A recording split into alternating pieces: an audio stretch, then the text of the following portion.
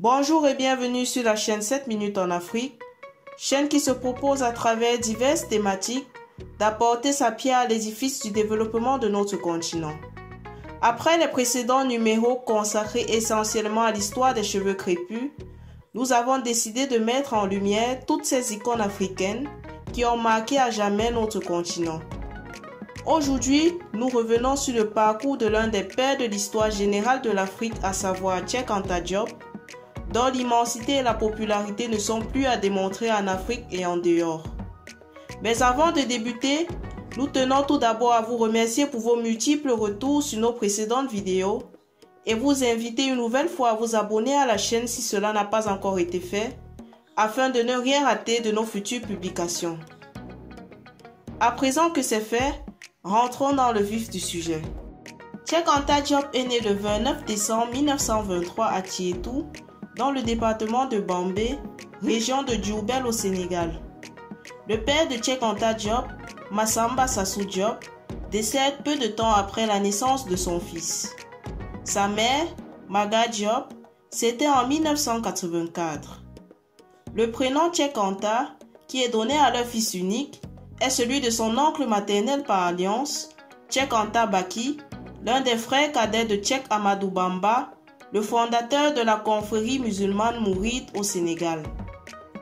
À l'âge de 5 ans environ, Cheikh Anta fera ses premières classes à l'école coranique à Koki, puis l'école régionale de Diourbel, où il obtient son certificat d'études primaires en 1937.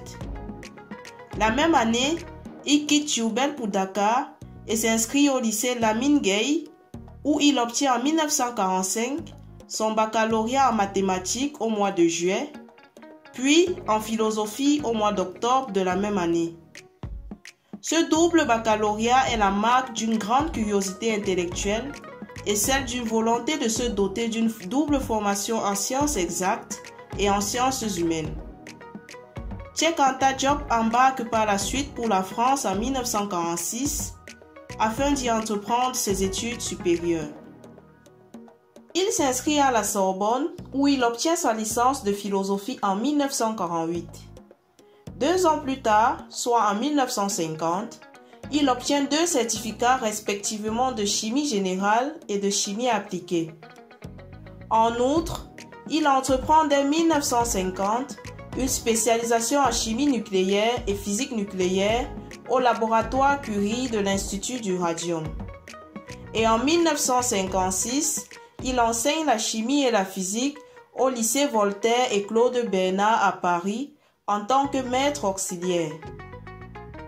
En 1953, il épouse Louise Marie Mariès, diplômée d'études supérieures de géographie. De leur union naîtront 4 enfants, à savoir Cheikh Baké, Jomo Kenyatta, Samori Kandas et Massamba Sassou. Parallèlement, il poursuit des recherches en linguistique, en histoire, en égyptologie, qui débouchent en 1954 sur la publication de son premier livre, à savoir Nation, Nègre et Culture, paru aux Présences africaines d'Alioune Diop, dans lequel il démontre sur une base scientifique que l'humanité est née en Afrique, l'Égypte pharaonique était nègre et que l'histoire telle qu'elle nous a été longtemps enseignée a été falsifiée. Ce livre fera l'effet d'une bombe en cette période marquée par une idéologie raciste et la lutte des Africains pour se libérer du joug colonial. En plus, il est important de noter que cet ouvrage était en fait le condensé de ses thèses principales et secondaires destinées à être soutenues à la Sorbonne en vue de l'obtention du doctorat d'État ès-lettres, mais aucun jury n'avait pu être formé. Mais il ne se laissera pas décourager pour autant et se réinscrira en 1956 en thèse d'État en changeant de sujet principal.